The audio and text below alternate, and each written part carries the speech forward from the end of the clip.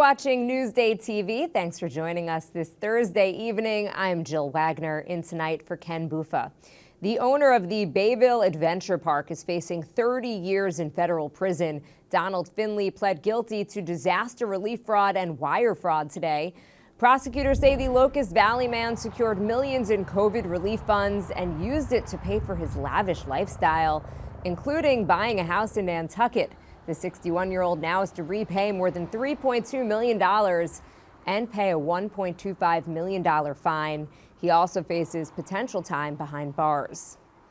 2 children are among the half a dozen people hurt in a crash in North Bellmore. It happened here at the intersection of Newbridge Road and Jerusalem Avenue at 7 this morning. A Walmart tractor trailer, several SUVs, and a mini school bus were all involved. Police say that 4 adults and 2 kids were taken to the hospital with minor injuries. The cause of the crash is still unclear. The roadway was shut down for 5 hours during the investigation. A legal setback for the Hempstead woman accused of driving drunk and killing a city cop from the island. A Queens judge shot down Jessica Beauvais' request to keep statements that she made in the wake of the deadly crash out of her prospective trial.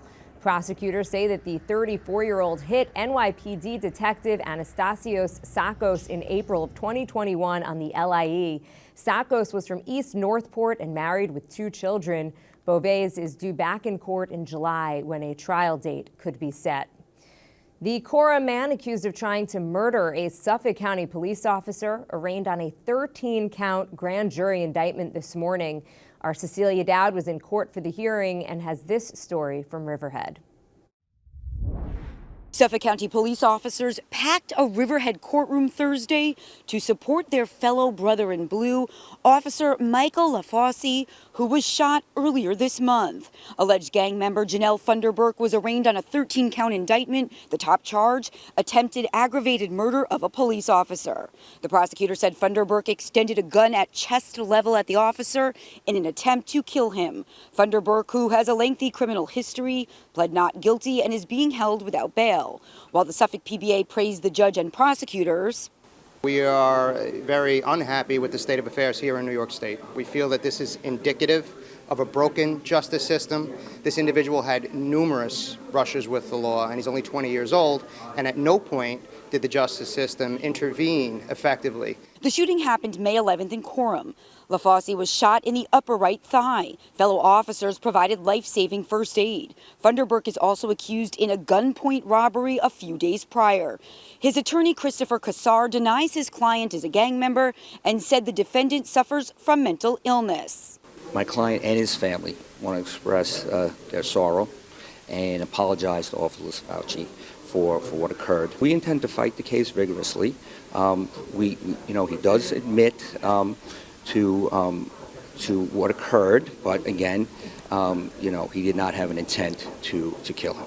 Asked why Funderburk opened fire, to warn him, to try to get away, but not to kill him. Prosecutors said the gun believed to be used in the shooting was recovered at the defendant's home, along with fentanyl. It used to be a rarity in Suffolk County where someone would attempt to kill one of our police officers. We've had 2 in just a few months. It is disgraceful. Cecilia Dowd for Newsday TV.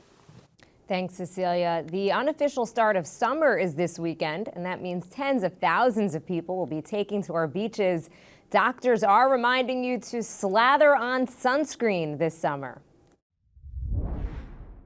The UV rays, as you can see, they're very strong, and then they're strongest between the hours of 10 a.m. and 4 p.m. So that's the time of the day that it's most important to protect your skin with sunblock SPF 30 or greater. The town of North Hempstead is teaming up with Northwell Health to provide free sunscreen at beaches and parks. It's SPF 30. Doctors recommend putting on sunscreen 20 minutes before you head out the door so that it has time to absorb. The start of hurricane season is 1 week away, and NOAA is predicting near normal hurricane activity in the Atlantic this year. Experts are forecasting a range of 12 to 17 total named storms.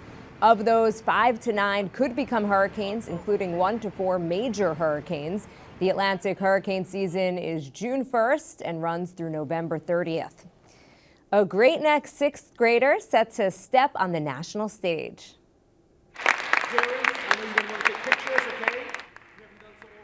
Brian Liu is taking part in the Scripps National Spelling Bee next week. Preliminary rounds begin in Maryland on Tuesday. As Newsday's reported, the 11-year-old Great Neck North Middle School student beat out 47 other kids to make it to the National Spelling Bee. Good luck, Brian. And time now for a look at your Long Island weather. Tonight, 49 degrees and partly cloudy. Tomorrow, looking like a gorgeous start to the holiday weekend. Let's take a closer look. Lots of sun, highs in the upper 60s. Watch Newsday TV on the big screen. Use the remote to activate Siri, Alexa, Roku, or the Google Assistant on your streaming device. Say, install Newsday. Newsday TV, covering Long Island like no one else can. High School Sports is sponsored by PC Richard & Son.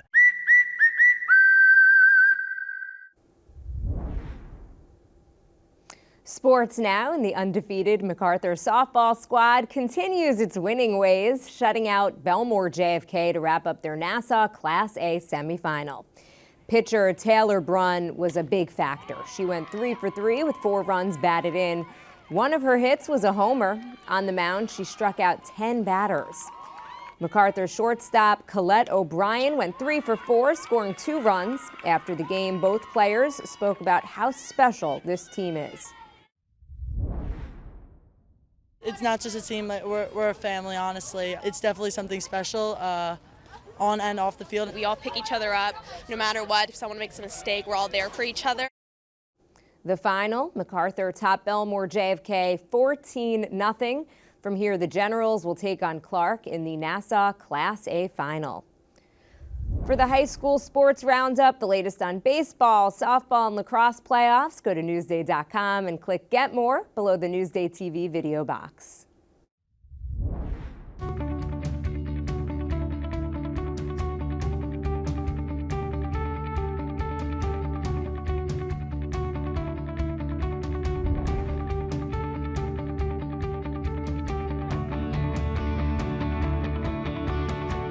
What's Up on Long Island is brought to you by PC Richard & Son.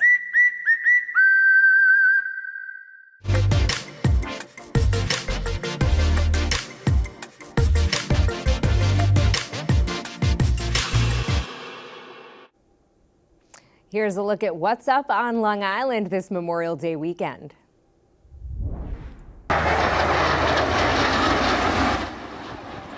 See high-flying stunts at the Bethpage Air Show at Jones Beach featuring the Air Force Thunderbirds.